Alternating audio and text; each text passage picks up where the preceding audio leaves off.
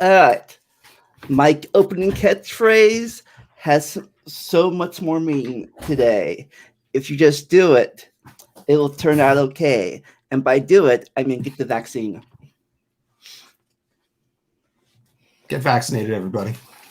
Yes, please get vaccinated, protect yourself, protect your family, and most importantly, vaccines protect those who cannot be vaccinated. It protects the children, it protects infants, it protects those who are immunocompromised. So your decision to not get vaccinated doesn't affect just you. Mm-hmm. Yep. And today we are going to be debunking some of the rumors that have been spreading out the internet about the dangerous vaccine out there. Like number one, the vaccine mandate that they're going to force everyone to get the vaccine.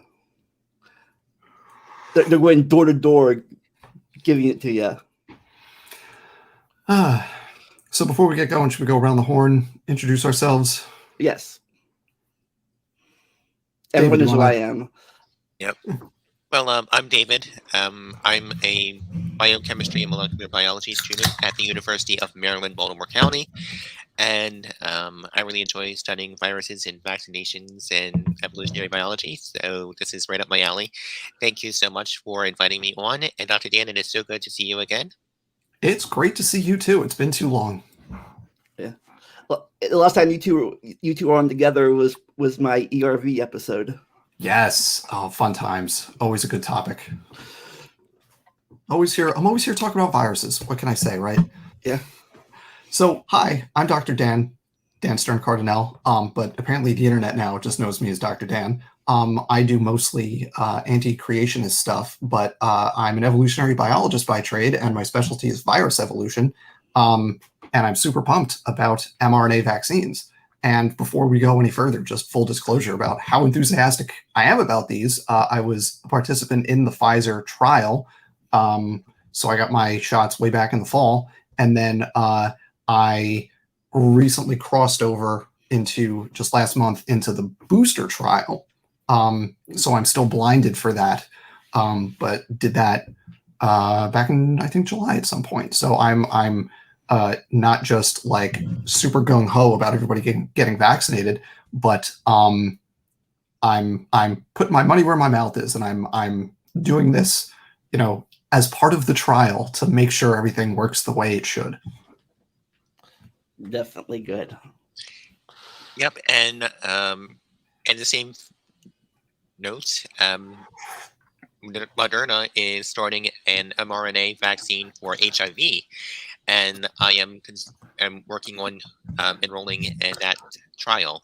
So hopefully I get accepted for the HIV trial. Oh, cool! I can't wait to see that turns out, since that virus affects the immune system itself. So that'll be. I'm hopeful that the mRNA platform will do it for that, because the problems there are both persistent immunity and then targeting as the virus changes. And if we can address one of those, it makes it easier to address the other one. So I'm really, not just for HIV, but for like lots of stuff, I'm super enthusiastic about mRNA vaccines going forward. Yeah, you mentioned when we did. You mentioned this. You mentioned mRNA vaccines during our first conversation about vaccines in general, about a few months ago. Yeah, I think this is my third round here, right? So yeah, we did vaccines, we did herbs, and now we're COVID vaccine misinformation. And yeah, just to very briefly summarize, the way mRNA vaccines work is they introduce a small amount of what's called mRNA. It's the stuff that our cells use as the directions for making proteins. So the vaccines bring into your cells the directions to make the spike protein for SARS coronavirus 2, and our cells make the spike proteins, and then our immune systems recognize those spike proteins and go, aha, a virus. And then you make activate your T cells and your B cells, and you make your memory B cells and your plasma cells, and you make a bunch of antibodies in the first round. And then in the second round, you make a lot of antibodies, and they stick around for a long time. And what we're actually working on right now in the booster trials is just how long do those antibodies stick around and provide protection. So we'll go through a bunch of rumors, conspiracy theories, and misinformation that are circulating about these vaccines. Before we get going, there's one thing I want to say about this whole exercise, and it's discouraging, but I'm going to say it anyway. And the thing is that for people who are like hardcore anti-vaxxers, I don't think anything we're going to say tonight is going to change anybody's mind, which is just how it is, because it's about identity much more than it's about facts. But fortunately, there's kind of two groups of people, right? There's the vaccine hesitant, and then there's anti-vaxxers, right? And I think the anti-vaxxers are basically a lost cause. There's nothing anybody can say that's going to change their mind. But people who are vaccine hesitant, people who don't like follow scientific news day to day or week to week, people who just get their news from like the New York Times or whatever, or CNN, or even just like the evening news for people who still watch the evening news, or people who, God help us, get their news from Facebook of all places, right? It's a series of facts and concerns that have led them to decide not to get vaccinated yet. And I think a lot of those people may be reachable. So hopefully we could address some of those concerns tonight. I also do want to say when it comes to, I just want to say when it comes to identity, there was a thing happen actually just today in Tennessee. There's a conservative radio host named Phil Valentine who for months railed against vaccination, and then he got COVID. And then once he was sick, he started saying, I screwed up. Everybody should get vaccinated. And it's that kind of thing that's going to change people's minds much more than what we're doing, because people that like tend to agree with us on stuff like science, they're already vaccinated, right? So it's people who are not in the same social circles as us, people who are not, the arrogant coastal elites, right? Like that's not the target audience. But this is not the most effective way to reach that audience. So we just have to be realistic about that. Now, the kicker for that story is that Phil Valentine died of COVID today. But what he was planning to do when he got back on air, had he recovered, was to be a strong advocate in favor of vaccination. And that would have made a difference had he been able to do it, right? And it's a shame that he can't do that, because that actually would have convinced people much more than anything I can say, right? Right. And I think another reason why this is so important is that it helps arm people who are already vaccinated with facts and information that they then can go and share with other people by 100%. learning. By teaching the people who already are vaccinated, they can then go and spread the word, so to speak, preach the gospel of vaccinations. Yeah, that's an excellent point. Yeah. It's too bad it takes something like that to convince some people, but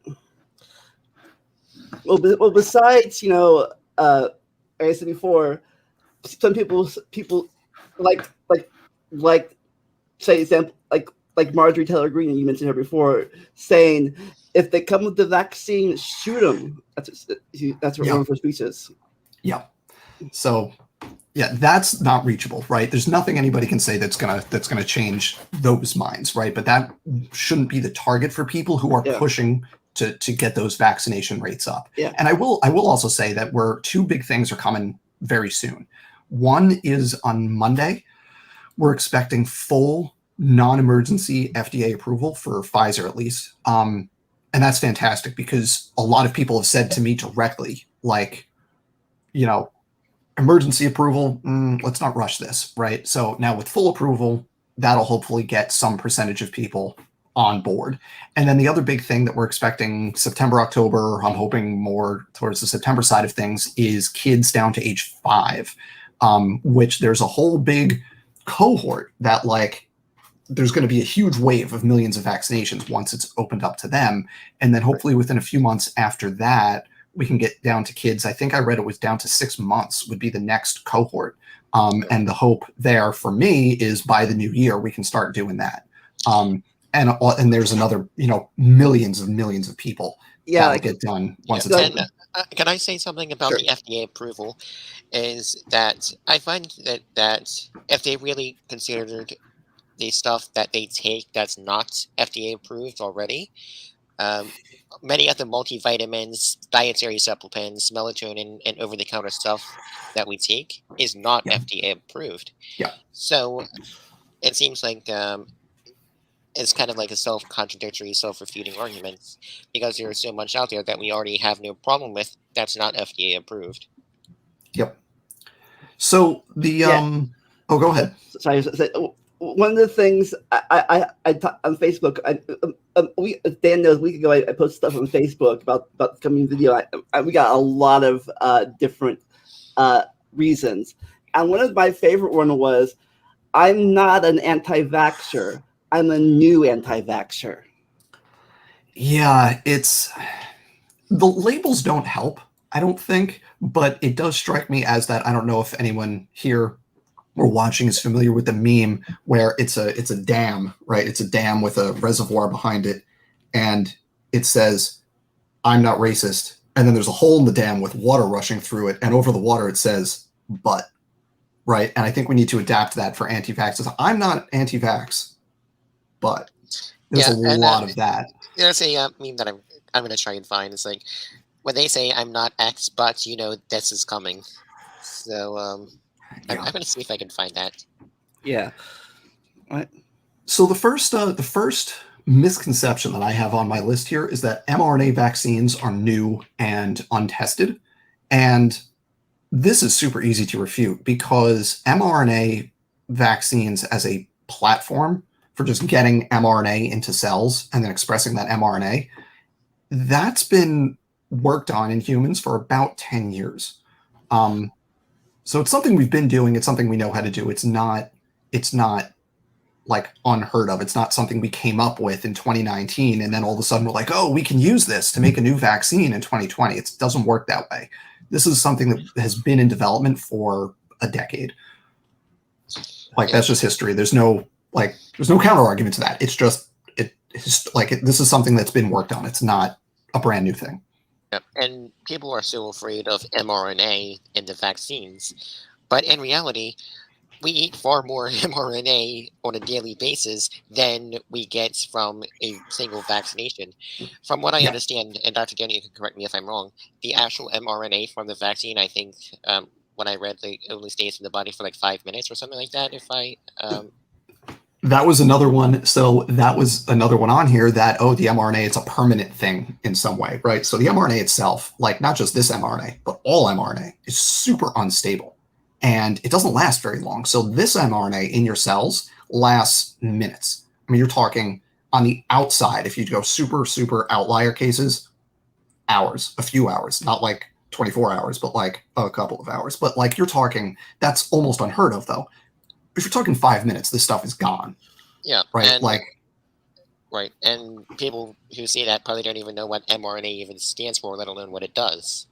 yeah, Um, just in so terms of the concerns though of introducing this thing that's like going to permanently, like one of the myths is that it'll permanently alter DNA. Well, one, there's no opportunity to do that. It's gone in 5 minutes. Two, we don't have enzymes that like do that for real. I mean, telomerase is kind of a reverse transcriptase, but it has its own template with it. It doesn't just grab RNA.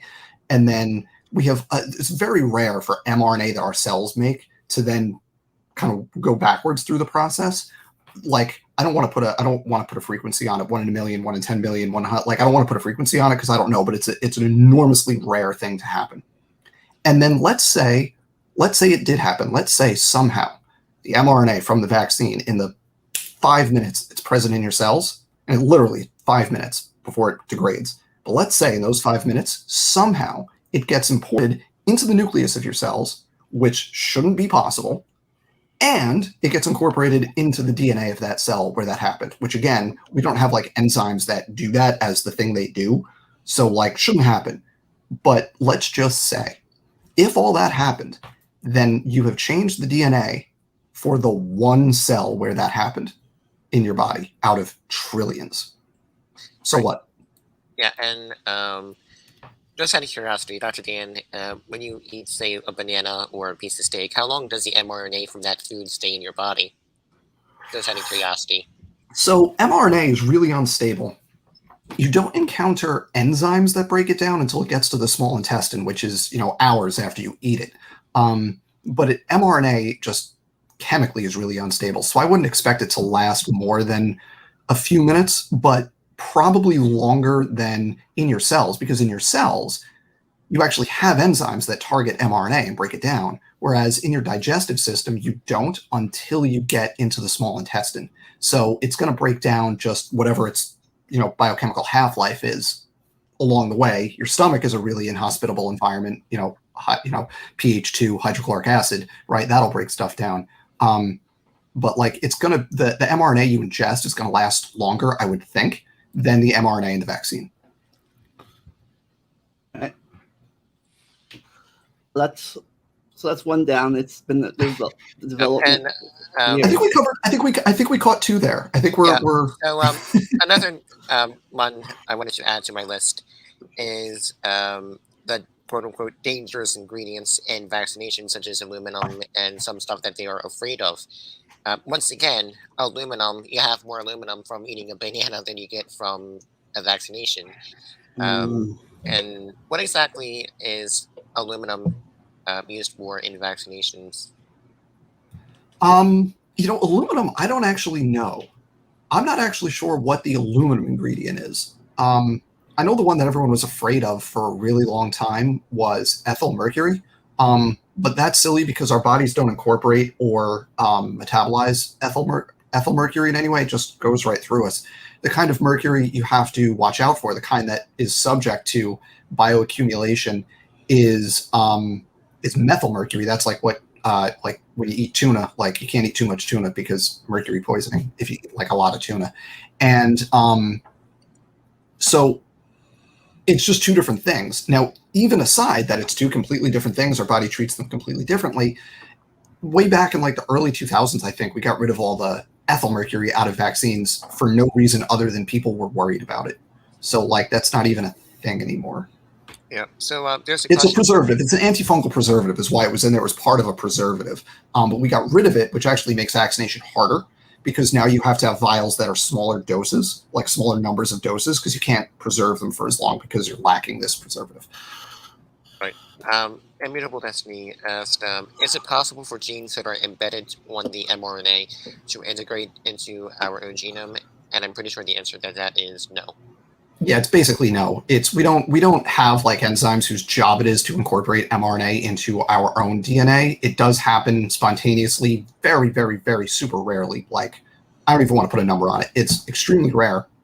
In order for this vaccine to do that, like I said, it would have to, within the 5 minutes the mRNA exists, it would have to not get grabbed by a ribosome in the cytoplasm of your cell. It would have to not get broken down by any enzymes. It would have to be imported into the nucleus, which it is specifically designed to not do. It can't do that.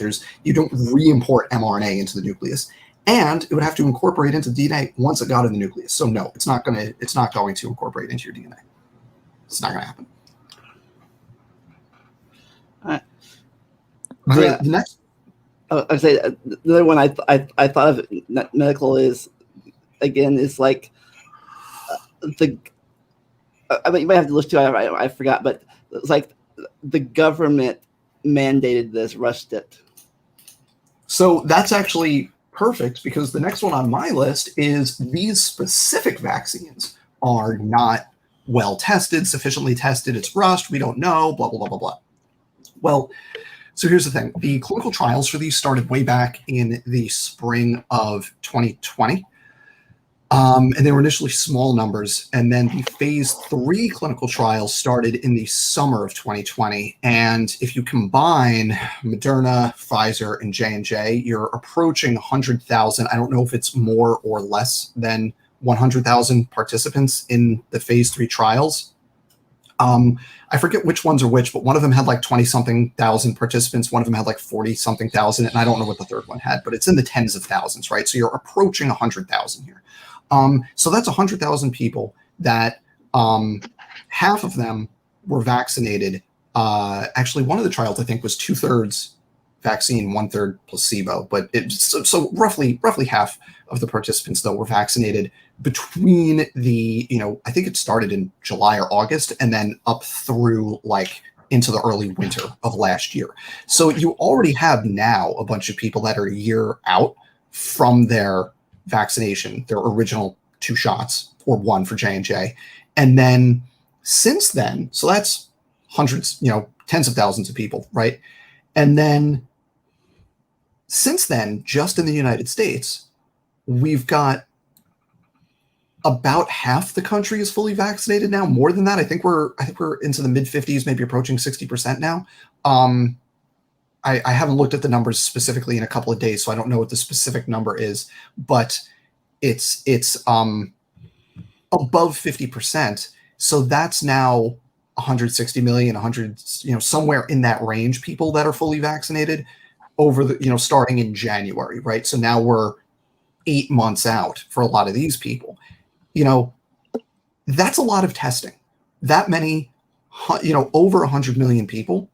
If there is something severe, something wrong, some side effect, we're gonna find it in those 100-something million people, right? And that's just in the United States. That's not including everywhere else in the world where these vaccines are approved and in use, right? So it's just not. It doesn't pass the smell test to say that these vaccines have not been rigorously tested. And the icing on the cake for that is, we're recording this. It's Saturday, August 21st. The word on the street is on Monday, August 23rd, the FDA is going to give full non-emergency approval to the Pfizer vaccine. So that's it. That's the ballgame. It goes through the same process as everything else. That's it. They've been vetted, they've been tested. Like, if there were severe something, we would know it by now. It's just not there. It's fine. It's been tested. Yeah, I just hate that some of the, I don't know, they're real medical workers or not, but a lot of people in the medical community aren't getting vaccinated apparently, because like my mom's nursing home got shut down a few times because some health workers there got COVID because they're not getting vaccinated. Yeah, and I just wanted to chime in. If you're anti-vax, you do not belong in the healthcare industry. You are a risk to your patients, and you're a risk to your patient's family. Anti-vaxxers do not belong in healthcare, period. And they don't belong in education either. So I don't think anti-vaxxers belong anywhere. Every company has the power to say, like, you can be vaccinated or you can find a different job. That's perfectly fine. Yeah, luckily, my mom got vaccinated way before me. So. Yep. And when I went to UMBC, they required pretty much my childhood immunizations and COVID-19. So mandatory vaccines have always been a thing. Next, one of the things next on my list is that COVID-19 has a 99% survival rate. Thus, the vaccine in fear is not needed, and you shouldn't live in fear of something with such a high survival rate. That's a lot of death.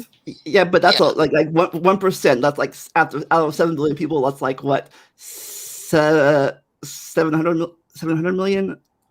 It would be 700 million would be 1/10, so it would be 7 mil. It would be 70 million. 70 million people. That's bigger than New York. That's bigger than New York.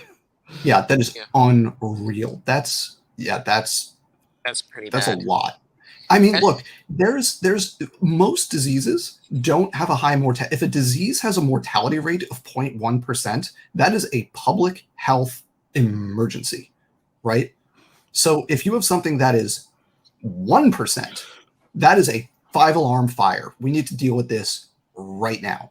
Right. And you also have to understand that polio and other very scary vaccines, childhood diseases that we eliminated thanks to vaccines, also had a 99% survival rate. Yeah. So, but there's a reason.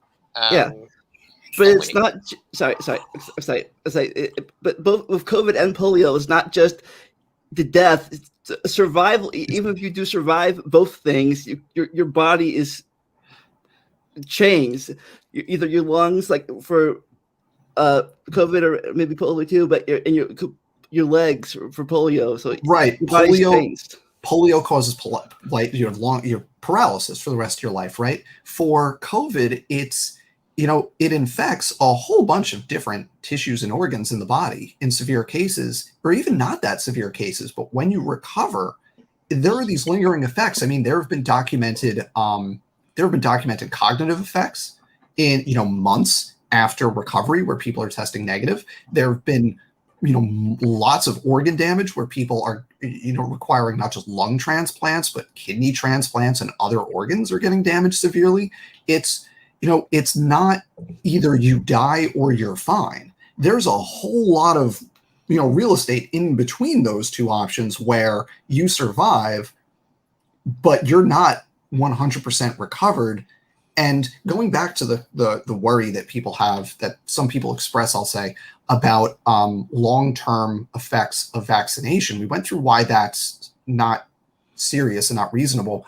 But the other side of that is, what if those worries are warranted? What if, let's just say, worst case scenario, whatever bad thing they say the vaccine might do, it might actually do. Well, let's just say, for the sake of argument, is that worse than the percentage of incidence of what some people are calling long COVID and the severity of those effects?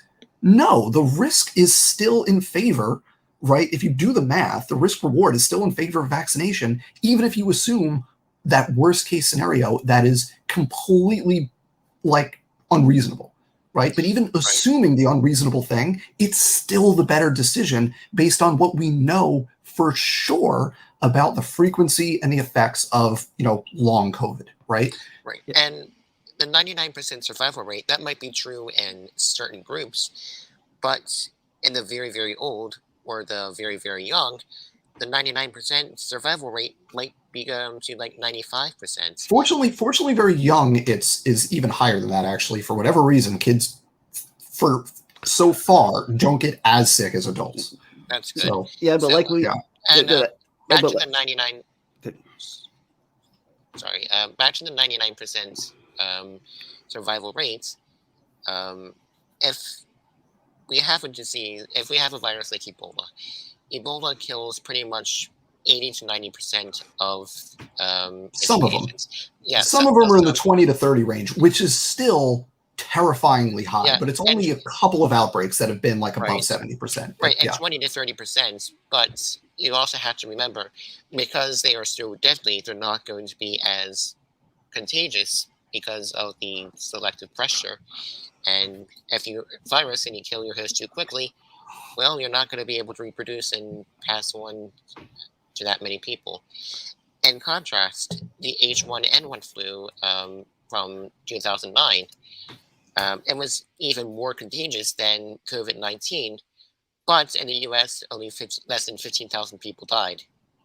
Which is low for a flu season. Yeah, and that's half to a third of a normal flu season.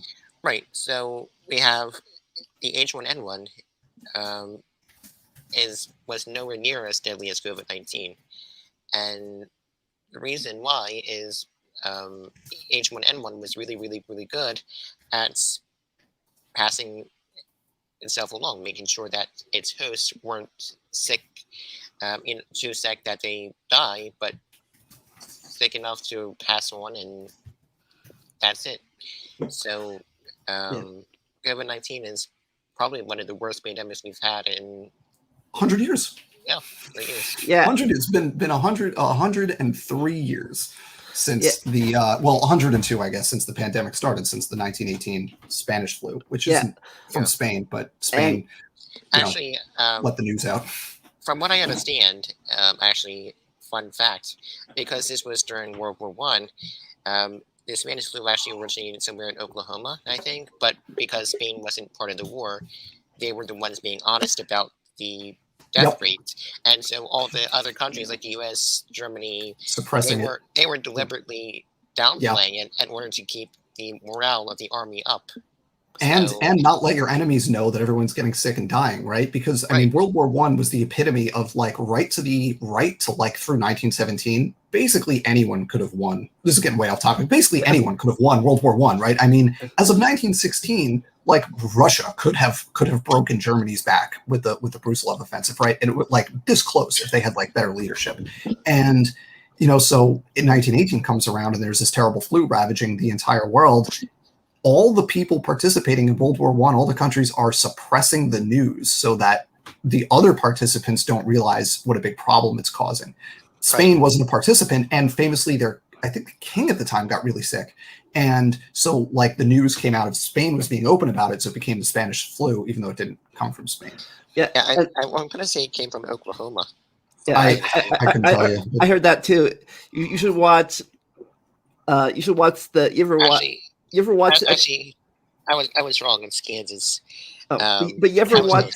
David, you ever watch the extra credit series about history? No, I don't. They did a whole series on the Spanish flu, the history of it, where it came from. But before we go on, I just want to say, I think I mentioned this on the last thing about vaccines we did, but I think it's ironic that some of the anti-vaxxers, at least, they're like, they say, "Oh, my body can handle it. I'll survive." But you know what that's called when you let your body and other things handle it. You don't do it artificially.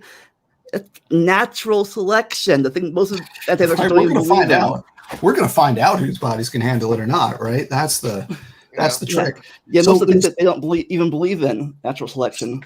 So there's kind of a couple related things I want to touch on that tie some of this stuff together. So one, with the 99% survival rate, there's something else that we have to consider with this. And for other things, and like you brought up polio, for example, or measles, mumps, like anything from the that we vaccinated against during the 20th century, we developed a vaccine, we got rid of it, or mostly got rid of it because still have measles outbreaks in this country. But what the thing with the 99% it kind of ignores, there's two things to it. One is that for all the polio most people survived, or measles, whatever.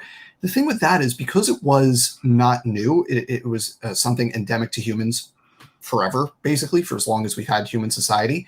There were only so many people at a time that are susceptible to it, because by the time you got to adulthood, you already had it, right? So you weren't susceptible to it anymore. So you had, as kids, you had cohorts that were susceptible to it. But if 99% of the population survived it, it wasn't, you're going to kill 1% of the population in a single year or two, right? It was because there was only a tiny fraction that was susceptible at that time. And then just one other thing, what David mentioned about the different levels of vulnerability among different age groups and other things, with this 99% survival rate, and as an anti-vax talking point basically implies is, who cares if grandma dies, right? Because that 1% is not evenly distributed throughout the population. It's biased towards people who are over 60 or 65 years old. So what you're saying is, well, for me, the lowest rate of vaccinations among people who are eligible, it's 18 to 25, I forget what the cutoff is, but it's like 18 to 25 year olds. So if this is like some 22-year-old idiot saying, well, my chance of dying is 0.000 whatever percent, right? It's like, yeah, but like grandma's is 10%. So like, what are you doing? You're saying that's okay? Yeah, your survival rate might get, but you can still hold the virus in you, and you can still give it to her. Yeah. The other thing that kind of is related to this series of talking points, going back to the untested, and well, it's it's mostly survivable anyway, and yada yada yada. Now we're seeing a whole bunch of people that are using like untested treatments, right? I mean, this has been a thing forever with hydroxychloroquine, right? But now you see people using ivermectin, which is an anti-parasitic drugs for like livestock. Like this is something that you give to horses and sheep, and there are like agriculture supply companies that are like, stop buying this from us. It's for horses. You can't use it to treat COVID. Right. You've got people that like state level health officials being like, Stop doing this. There was one state, I forget which state it was, but over the last week, 70% of the calls into poison control for that state were for ivermectin, because this is there's no dosing regulations. There's no, like, what does the course of treatment look like? There's no safety data. There's no efficacy data. There's nothing. I mean, these are people's, oh, well, it's emergency usage, not full FDA approval, so I don't trust it. So I'm going to take this drug that's made for animals, for livestock, that is completely untested in humans instead. It's completely contradictory, and it makes no sense. Oh, and I also want to point out that it is an anti-parasite drug, and by definition, anti-parasite and antibiotics do not work on vaccines. On viruses, it's not antiviral. Yeah, it's not antiviral, exactly. And antibacteria doesn't work on viruses because viruses aren't bacteria. And for the general scientific consensus overall, viruses aren't even alive. But I know there's some disagreement about that. Oh, it was. I just found it. It was Mississippi's state, Surgeon General, whatever the state level thing is for Mississippi. This guy had to go out and, like, at a press conference, say, stop taking ivermectin. It's for treating worms in livestock. It's not antiviral. It's not approved for this. It's not tested for this. Like, don't do it. This is dumb. This is ridiculous. Okay. So that covered, like, a whole bunch of things. Kind of the next set that I have here is the whole, breakthrough cases, right? It doesn't prevent COVID. It doesn't prevent severe illness. It doesn't prevent death. It doesn't prevent transmission. And then kind of related to that is that natural immunity is just as good. We have numbers on all of these things. So, like, I'm just gonna there's a really good piece on Vox. This is from August 3rd. This is on Vox.com, and I'm gonna put this in the private chat here, and then I don't know if I can share links in the side chat, but I think you can. Yeah. Oh, here. Then I'll just share it directly. Here you go. There you go. This is a good piece. So this just goes through looking state by state, and there's a big chart here looking at the share of cases state by state that are among fully vaccinated people, and you could just go down 4%. I think the highest was 5.9%. Yeah, the highest was Arizona, which is 5.9%. Most of them are below 2%. So, I mean, I'm not going to read all of them, but 4, 5.9, 3.6, 1.4, 0.2, 1, 1.3, 1.2, 1.1, 1.3, 1, 1.6, 3.2, 0.4, 0.2, 1.2, 0.8. Like, it prevents infection. The vaccines prevent infection, even against the Delta variant. Like, this is not hard to see. The data are crystal clear. And I'll also note that if you have a state, right, that's like, say state is 70% vaccinated, right? If the vaccines did nothing, zero effect, what fraction of cases would be among the vaccinated people? Should be 70% if the vaccines did absolutely nothing and a state was 70% vaccinated. So say that state is 7% of cases, right, are among vaccinated people. No states are that high. But that would indicate that the vaccines are 90% efficacy at preventing infection, right? Because the baseline would be 70% in this population. If the actual hypothetically was 7%, right? That's a 90% reduction, right, in your infection rate in that group. Every state is better than that. So, I mean, even with the Delta variant circulating, the vaccines are still preventing infections to the tune of 90%, right? Or like better than 90%, according to the data that I just read out. I don't know if this is true or not, but I heard the Delta variant was created because some people didn't want to do social distancing and stuff. They got together in a big group, and that happened. So I actually just did. I'm gonna do a little shameless self-promotion here. I just did a long thing. It was like 40 minutes long on the evolutionary basis for the Delta variant.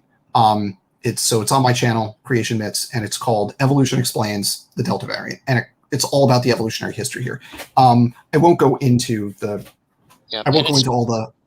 the details here because that would take another half hour. But it's one of the, and I would say I'm a bit biased here, but I think that's one of your best videos. Thank you, I appreciate that. And I will say that this is why teaching and understanding evolution is so important because evolution has a very wide applicability throughout all fields of science. Um, you can't really pretty much understand anything in biology without understanding the basics of evolution. Yeah. And I'll give just to make sure I cover not just infection but also hospitalization and death. I'll give you some data from New Jersey specifically. These data are now a little bit old. These are from June 28th, but here's the data from New Jersey, right? The fraction of cases among the fully vaccinated, again, this is as of June 28th, was 0.08%, right? 0.08%. Now, the Vox piece was a little bit newer. Oh, it's actually gone down. In New Jersey, it's gone down to it's gone up to 0.2%. Oh, all the way up to 0.2%. So it's higher than it was in June in terms of fully vaccinated, which actually makes sense because we've gotten more people vaccinated. So part of that's going to be that as more people get vaccinated, the fraction of cases among vaccinated will go up. But so again, as of the end of June, it was 0.08% of cases were among the fully vaccinated, 0.002% of hospitalizations, and 0.0007% of deaths. And that is with a vaccination rate of a hair. As of the end of June in New Jersey, it was right at the cusp of 50%. Now we're up in New Jersey, now we're up to like 70%. So like, yeah, go New Jersey. But yeah, those data are just, they're self-explanatory, right? Like the vaccine prevents infection, severe illness, and death. Full stop. Yep. Okay.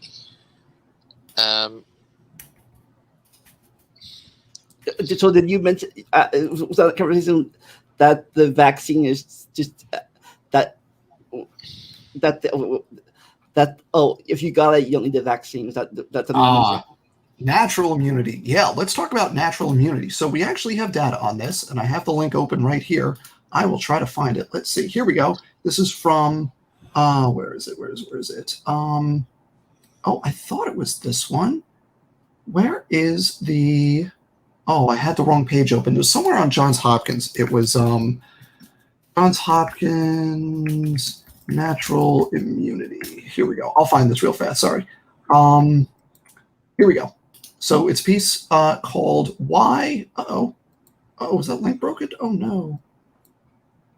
I think the link might be broken actually because now I can't find it. Hang on. But it's called Why COVID-19 Vaccines Provide Better Immunity Than Infection or something. Find this real fast here. Why COVID-19 vaccines While you're doing that, I'll just make this comment here. Okay. Is that okay? We have natural immunity. That means you have to get the virus, which means you have to risk dying from the virus, which means you also have to risk all the other complications that come with getting the virus, including long-term effects from the actual virus. So you're putting yourself at harm's way just for natural immunity. So I'm going to put the link to this piece in the chat of the video here because this is really good. It's an interview with a doctor going through, recovery from infection and then what protection that gives you versus vaccination. The big thing is that a vaccination, right, 2 shots, we're talking Pfizer is the one that's going to get approved on Monday. So and that's, I think, the most common one in the US. So that's really what we're talking about here. So it's 2 shots, but Moderna works the same way, where first shot gets your primary immune response. Now the antibodies from that wane, usually relatively quickly after 1 shot. Or an infection, right? A primary immune response, usually the antibodies, weeks to months, right? A couple of months, maybe. But you make memory cells, so you see that virus again, and you could ramp up a response really fast. Instead of taking 2 weeks to really ramp up a response, it'll take a few days to really ramp up a response. Yeah, I remember when I got my second shot, I felt out of it for a few days. You feel it, right? That's your immune system doing what it's supposed to be doing. That's a good thing, right? That feeling a little bit achy, a little bit sore, a little bit tired, maybe even have a fever, like that's your immune system doing exactly what it's supposed to do. The nice thing is that second exposure, right, that second shot of the vaccine, once that triggers what's called the secondary immune response. It's faster, it's stronger, and importantly, it is more persistent than the primary response. So the antibodies that you make on that second hit, they stick around. And like what we're trying to figure out right now with the booster trials is how long do they stick around? Is it 6 months? Is it 8 months? Is it 10? Is it 12? And what we're seeing is 6 months, you're good. 8 months, most people seems to be still pretty good. The question is probably like 10 to 12 months. In a lot of people, it's possible the antibody levels are going to drop off to the point where infection becomes more of a possibility again. So that's the idea now. I think they announced that starting in September, they're going to start offering boosters for the specific reason that once that antibody level starts dropping, you hit it with another exposure, bring it back up, and that offers, like the phrase is protective immunity. It's not responsive, it's protective, right? It's proactive. And acquired immunity from an infection doesn't do that because that's a single exposure, right? That's a single primary immune response, but you're not getting that second step that confers the long-term protection. You have to go get it again. Go get sick again. Don't do that. Don't go get sick again. Don't do that. If you already had COVID, go get vaccinated anyway. Go get vaccinated anyway. All right. Let's see. Oh, and the one other thing kind of along these lines is transmission. There's the thing going around that especially with Delta being more transmissible, that vaccination doesn't protect against transmission. That's not true. It reduces transmission rates. The CDC really effed this one up, frankly, because they based their kind of press release on this, their findings on this, on that one study out of Provincetown. I don't know if anyone's familiar with this case, but there was a big cluster in and around Provincetown, Massachusetts, earlier in the summer. And based on those data, which highly vaccinated population, fairly large outbreak, but a couple important things to note. One, they probably overestimated the transmission rate. People have gone back and looked at those initial numbers, and they originally said it was like maybe as high as 8 or 9. It was probably closer to 6 or 7. 7-ish, I think, is kind of where it's settling now. So that's a pretty serious difference in terms of transmission rate. The second thing is that if that whole population was unvaccinated, given the number of cases that were caught, it actually should have been a bigger outbreak than it was, right? Indicating that there was, like, you could do the math based on what we know about Delta just kind of among unvaccinated populations. You could do the math with other strains of COVID. And given what we know from, at that point, a year and a half of experience, right? That actually, it's likely that could, would have been bigger, right? It's basically a certainty that would have been bigger had the vaccines not been reducing transmission rates. And also, last thing I'll say on this is that if you're preventing infection, you are necessarily preventing transmission, because somebody who doesn't get infected cannot transmit the virus, right? So to say that the vaccines are unable to reduce or prevent transmission is just, there's no basis for that statement. Like, the vaccines reduce transmission, period. Yeah. The next one on my list, and the last one on my list is vaccine shedding. That you risk getting other people's sick with COVID because you're vaccinated and you're spreading the virus around. All right, so let's tackle this. I'm going to write out a list of what's wrong with this. So first thing, the spike proteins are only made for the 5 minutes the mRNA exists. So remember, what it does is you put the mRNA in your cells, and then your cells make the spike proteins, right? So the first thing is that you only make the spike proteins for those 5 minutes, and then however many you make. And then those spike proteins don't last forever. Those spike proteins are gone after hours, days, right? They don't last forever. They break down. And they're also going to be bound to antibodies and ingested by cells of your immune system, right? They're not just kicking around until they break down, like they degrade spontaneously, like your body grabs onto them, right? So that's the first thing. The spike proteins don't last long. The second thing is the spike proteins are not infective. So like there are vaccines that cause you to shed virus, most notably the oral polio vaccine, because polio is it's an enterovirus. It's a virus that infects the lining of your digestive system, and it has to mutate to infect your nervous system, right? And so what happens with polio is the vaccine that was in use for decades was an attenuated vaccine, that it would be the live virus, but it would be a mutated strain that was adapted for a different host, so it didn't make humans sick, but it could still infect our cells. So like we poop it out into the environment, and then other people, in theory, could be exposed to that virus. Kind of like right? what was it?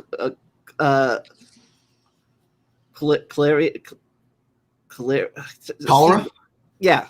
Cholera. Yeah, it's the same transmission route as cholera. Yeah, exactly. So it gets into the water, someone ingests it. Yeah, exactly. Exactly the same idea. Now, just as of like a few years ago, the whole world switched to an inactivated polio vaccine. So it's dead virus rather than live virus. Shedding isn't an issue there, right? Same thing. Now, this is even a different type of virus once the mRNA is gone. It's called a different type of vaccine. I said virus, vaccine. Once the RNA is gone, it's called a subunit vaccine, where instead of being the whole virus, but it's dead, it's just a little piece that your immune system grabs onto. Those spike proteins are not infective, right? They don't cause COVID. They're just the things that your immune system sees when it's responding to the presence of that virus in your system. So the presence of those specific proteins is sufficient to induce an immune response. But like, there's nothing, like you don't, it's just no. Just no. There's no basis for that claim. You don't shed SARS coronavirus 2 when you're vaccinated. That's silly. Yeah. So that's shedding. Yep. Let's see. So the next two that I have, this actually came from our Facebook conversation over the last week. So the next two that I have are connected, is that the vaccine causes infertility or miscarriage, and neither of those things are true. So let's talk about why. The infertility claim has to do with these important proteins that are necessary for building a placenta, right? Early in embryonic development in humans. These are the syncytins or syncytins. I've heard it pronounced both ways. And these are proteins that we actually acquired. We stole the genes from retroviruses, and now we use them. And they're actually they kind of suppress an immune response in utero. They prevent an inflammatory response, which allows the embryo to attach more robustly and facilitates the construction of a placenta. So they're really important. You need those in order to have placental development. So the claim was that the vaccine target, the spike protein, is similar enough to this protein in the placenta that it causes the antibodies to attack placentas, and therefore women who are vaccinated would then be sterile because they couldn't develop placentas. That's ridiculous. That's not the case. The proteins are quite different from each other. The antibodies don't target the human protein, the syncytins. They don't do it. It's just not true. And it doesn't cause infertility. If it did, we would be seeing a major drop off in pregnancy rates and birth rates right now and very soon, right? Because we're now, so long into this thing that it would be obvious if this was a problem, and it's not. Related to that is the claim that the vaccine causes miscarriages. There was I'm just going to pull up the CDC thing because this was a study. This was released Wednesday, August 11th, finding that the rate of miscarriage within the first 20 weeks of pregnancy. Now, I'll say the vast majority of miscarriages occur within the first trimester. And so the rate of miscarriages with the vaccinated population, this was a study of 2,500 pregnant women. The rate of miscarriage was 13%. The background rate in the first 20 weeks among the general population is between 11 and 16%. There's no difference, right? It's the same. And then just also, let's just see if this claim passes the sniff test. But because what the claim that I was introduced to that I'd never heard before was that actually it's double that. It's about 25%. Now think about that. Think about if this causes miscarriage to the tune of 25%, right? So now think about this. About half the population is vaccinated, right? So let's just assume that means half of all women are vaccinated. It's actually more than that because men are less likely to be vaccinated than women, but let's just assume, right? So now if we were seeing an increase, a doubling of the miscarriage rate among vaccinated women, and half of women were vaccinated, that is a net increase in the miscarriage rate by 25%. We would see that. That would be a nationwide, like, unhideable story, right? You couldn't hide that enormous an increase in the miscarriage rate. Right. The reason we're not seeing that story is because the vaccines don't cause miscarriages. Yeah. Right. And also, if I could chime in real quick, Okay. even if that argument were true, all what that would show is that women who are pregnant shouldn't be vaccinated. That's all what it would show. Yeah. And does not at all show that the vaccine should not be taken by those who are not pregnant. Yeah, and why does the question that I would have is why does the vaccine cause it, but not the virus itself? If it's like a dead virus, it's like say it was an immune virus or dead virus, whatever. What does the virus itself cause? You make a little piece of the virus, right? If that did it, then why doesn't I guess the claim would be that it's like some other part of the vaccine is big and scary. But I will note that these mRNA vaccines actually have less stuff in them that people tend to be allergic to compared to other types of vaccines. So even if you're like, again, not a medical doctor, not dispensing medical advice, but like just statistically looking at complication rates, what you see is that like for people who cannot get a flu vaccine, like they're allergic, to something in the flu vaccine, in many cases you could still get the COVID vaccine because they're these molecular vaccines rather than subunit or inactivated vaccines, right? They're one of the different types. There's less stuff in them and it's super pure, so you're less likely to be allergic to something in it, right? So like even that variant of the argument doesn't make sense. Plus, there's one other side of this, that what we know is that pregnant women pass the antibodies to their embryos, the fetus, and then also pass the antibodies via breast milk. So like there's the other side of this that says no, and also given the fact that like pregnancy is a risk factor for more severe COVID than the background level, right? Like there's the other side of this is like, no, like again, risk reward, it sure looks like you should get vaccinated if you're pregnant. Not a medical doctor, not dispensing medical advice. That's what the statistics show. Right? And that's why most people, except for this one, they get vaccinated when they're babies. Well, right. You want to cover all those childhood things that most people get before they're 10, and then you don't, so you don't get measles when you're 3 or 4 or 6, right? You want to, the earlier you can get the protection, the better, generally. But yeah, this is older rumor. Less of the vaccine, but more the disease itself. Was the flu? It's just the same as the flu, and the flu has a bigger survival, more death rates, or something like that.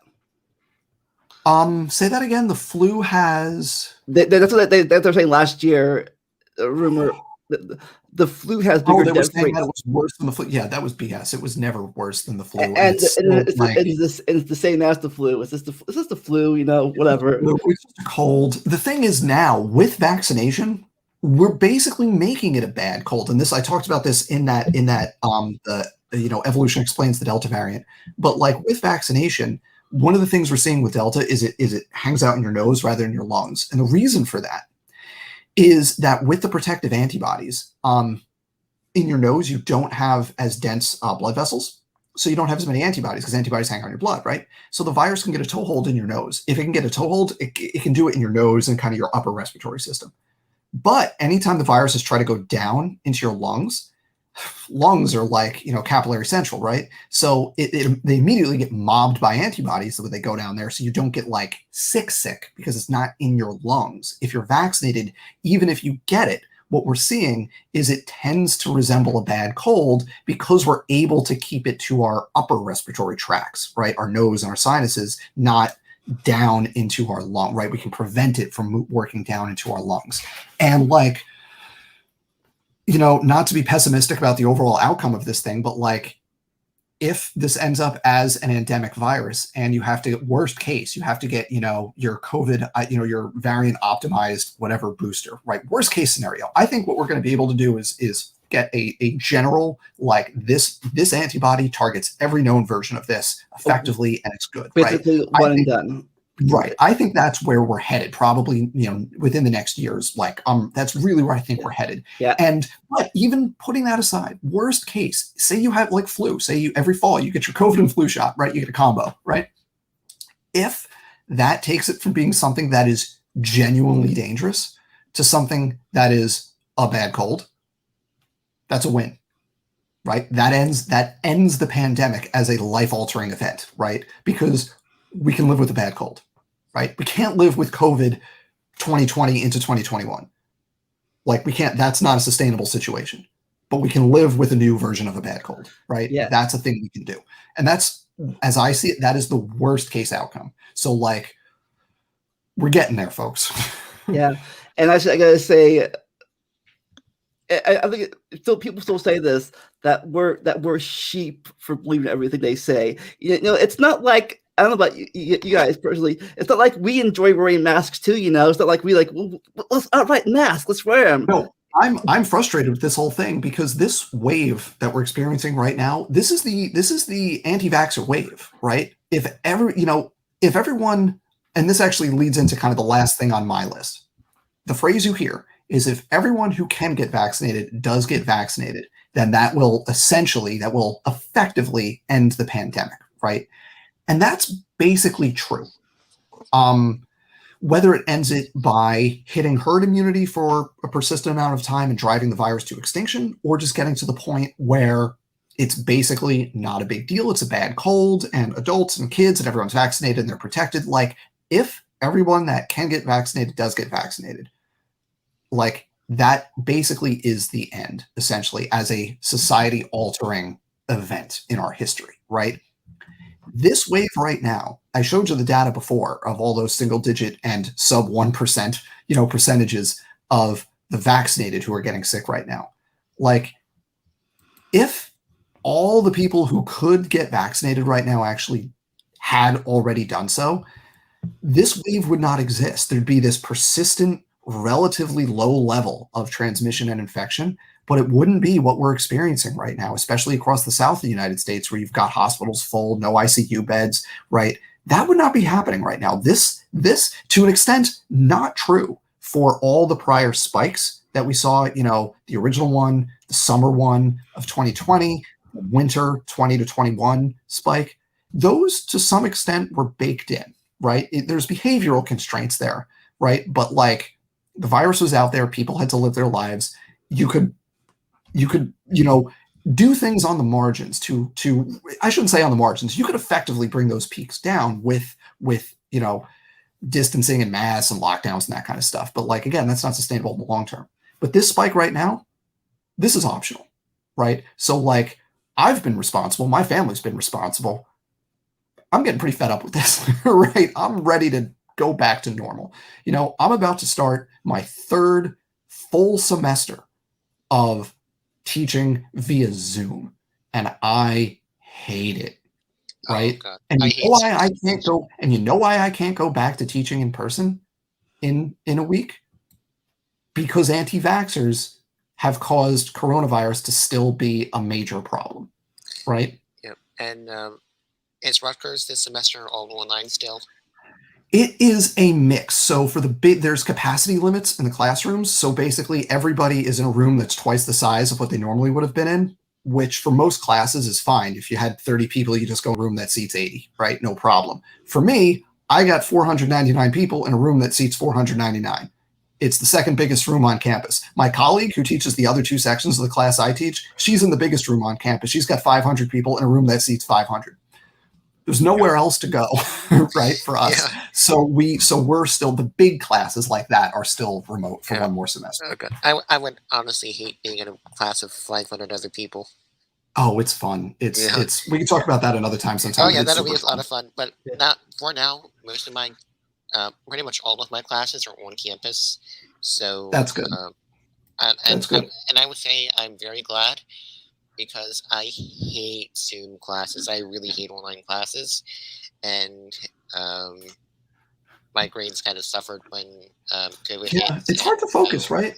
Yeah, it's hard to focus, and I just miss being in person, being able to interact with my fellow students, and being able to interact in person with my teacher, because it is definitely different from being able to sit down in person and learning with them versus going on a StreamYard or Zoom and Yeah, having a conversation. it's richer when you can have a conversation. And just to illustrate and I actually I kind of lost my train of thought, and I'll go back to my point in just a second. But to give you an idea, when I do like my classes, I do it asynchronously, so I record it, people watch it, and then we do kind of the office hours over Zoom.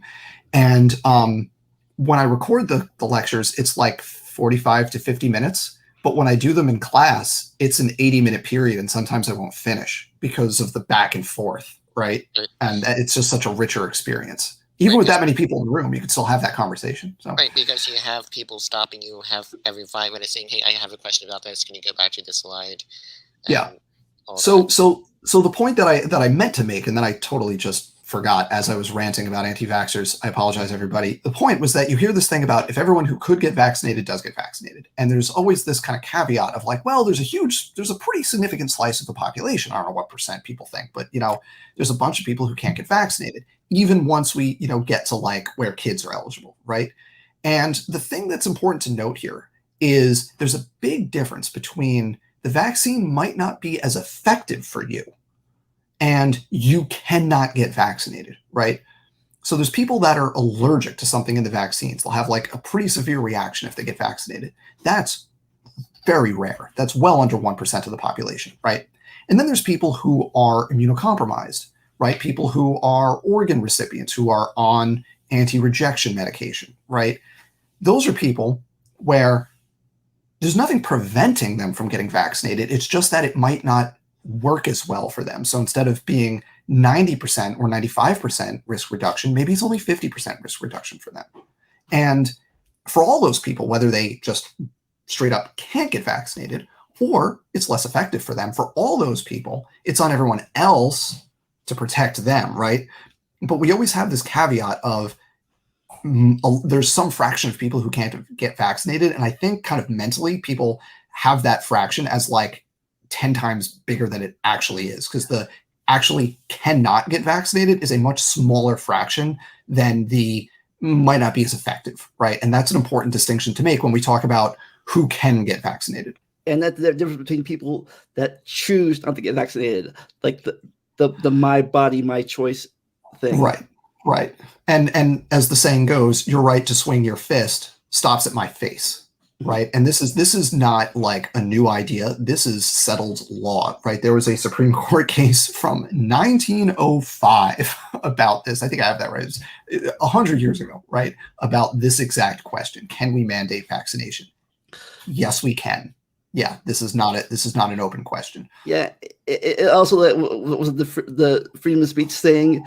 That doesn't like, for like saying fire in this theater or something like that, whatever that word was. So that's actually a funny misconception that it's so that example is actually not like everyone remembers the saying in the decision, but the wraparound to that is it's actually not good law anymore. Like you can actually like do things like that. It's a little bit, it's more complicated than that one. Okay. That one is made out.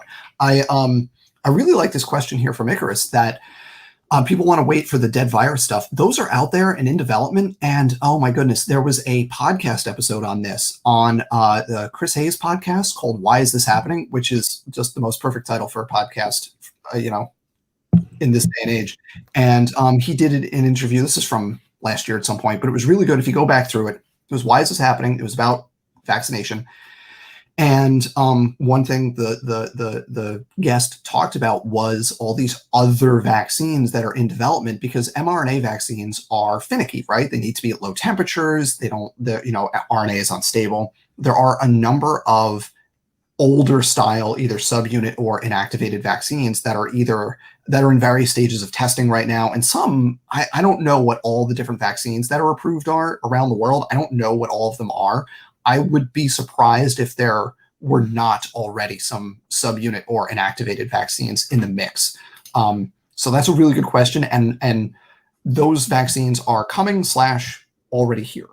The thing to note, though, is that the mRNA vaccines, again, typically lower levels of complications in terms of like direct like allergic reactions and stuff, and generally more effective than those older types of vaccines. Like the Johnson & Johnson vaccine, for example, that older type vaccine. That is also a newer type. That is a vector. That is a viral vector vaccine. So that uses a different virus loaded. Instead of having its own DNA, it has DNA that codes for the spike protein. It gets into your cells, and then the cells make the RNA and then the spike protein. So it's similar to the mRNA vaccines with an extra step at the front end, right? So it's a very similar concept. Is that why they only needed one at the time? I don't know. I don't know enough about that to know why it's 1 versus 2 doses. I don't understand that one. Yeah, sorry. All right. Anybody else have any questions in chat, or is that all your rumors that you broke down?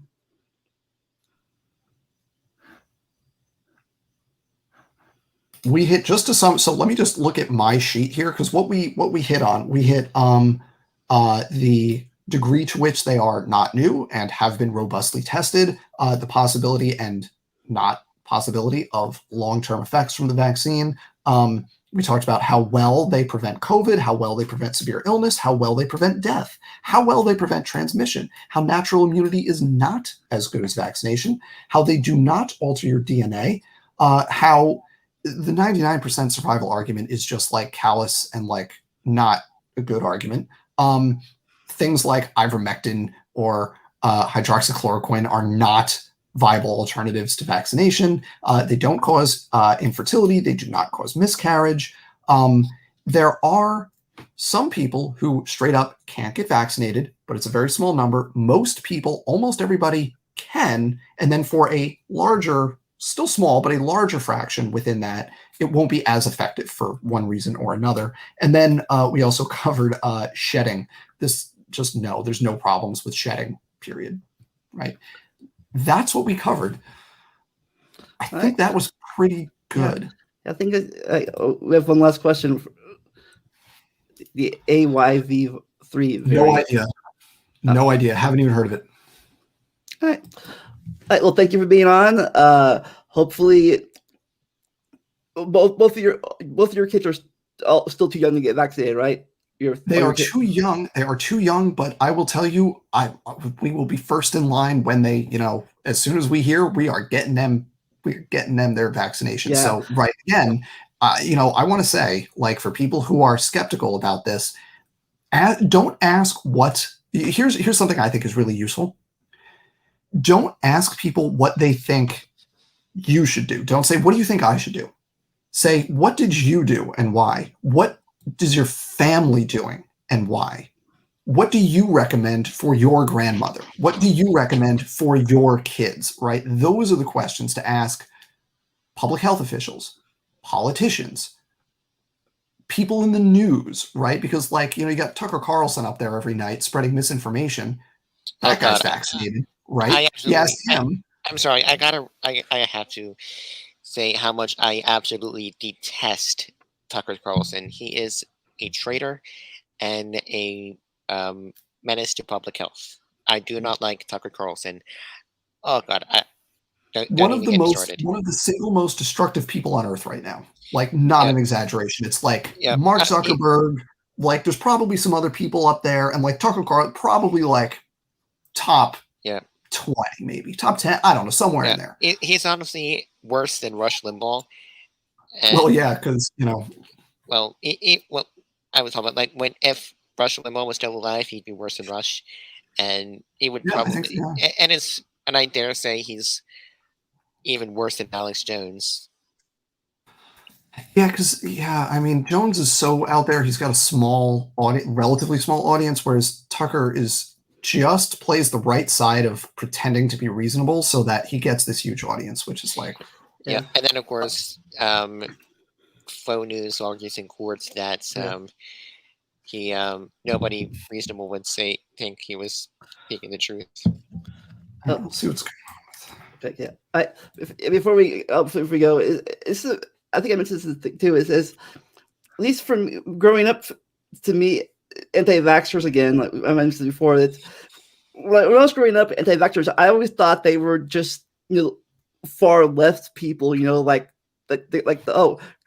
the altered medicine theory people, the crystal medicine, and I thought the right side people, were rare about. They were the rare branch, of it. Oh, the anti-medicine, religious cult thing, people. But I'm hearing a lot more right-sided people. It is, yeah. Nowadays.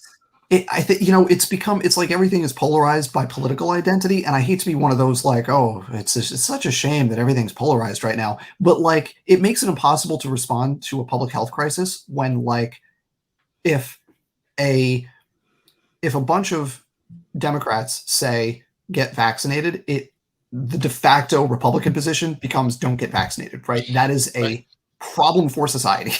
Oh yeah, and, like that's not sustainable. Yeah, and I dare say if Donald Trump won re-election, we'd see a lot of people on the Democrat side being more hesitant because they don't trust Donald Trump. They don't trust Donald Trump's FDA. I don't think so. I think, I mean, man, I think people would be jumping in on this. I mean, look, I got my second dose of the vaccine in the trial the day before Election Day. So, it's not. Man. Well, like I said, the real people aren't polarized. They're just doing it because they know it's right. They know science is right. Yeah. And that's not about who invented the vaccine, which party. It's just that there's disease out there, gotta get vaccinated.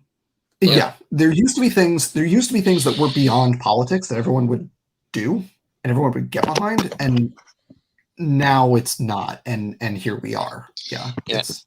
In today's world, if Democrats said wear a seatbelt and wash hands, the Republicans would be saying freedom. It's the same. Yeah. Don't get started. You think I can make your channel you want to advertise? I just So go ahead, David. Yeah. Okay, sorry. I just had a really good conversation with Leo Felius on my channel on physics and how physics refutes young recreationism. You should totally check it out. Jordan was on for a little bit, and he was talking a little bit about nuclear power, or not nuclear power, nuclear physics and radioactive dating. So that's a great conversation. I had PZ Myers on my channel as well. That was a lot of fun. Oh, I know. It's great. Did you see my interview with Myers for like I've been so busy. I actually have the number of, so I actually earlier had to close about 20 YouTube tabs because my computer was yelling at me. Yeah. I don't blame you. But I still have yours open. I still have two of you. Actually, I have your one from earlier tonight because it was going on while I was getting children to bed, which is when a lot of this stuff goes on. I have both of those on deck, in addition to a bunch of other things. Yeah, and what's coming up is Leo Felius and I are planning on doing a show looking at the Dr. William Lane Craig debate with Sean Carroll on God and Cosmology. Oh, that'll be cool. Dr. Dan, have you seen that debate? Nope. I as a rule, I cannot stand William Lane Craig debates because it gets all physics and philosophy, and I just don't have the stomach for either of them. Yep. I enjoy the philosophy stuff. I'm a philosopher. I can't do the philosophy. I can't do it. But it was a really great debate, and you should at least listen to Dr. Sean Carroll's opening statements. Spoiler alerts: I think Dr. Sean Carroll destroyed William Lane Craig and ripped him up and shoot him out. But that's what you have that's what you generally get when you have a physicist, a cosmologist debating a philosopher on cosmology. Yeah. Right. So Dan, you obviously you've been busy with your new family and class now, but you continue the series that you were doing on Wednesdays or Tuesdays, Wednesdays, what was that series was about? So the Evolution for Creationist series, is that the one, or just I mean I don't have a specific plan. So actually, I think this week, David, are we doing our thing on Wednesday? Is that happening this week? This Wednesday, I think are we doing our?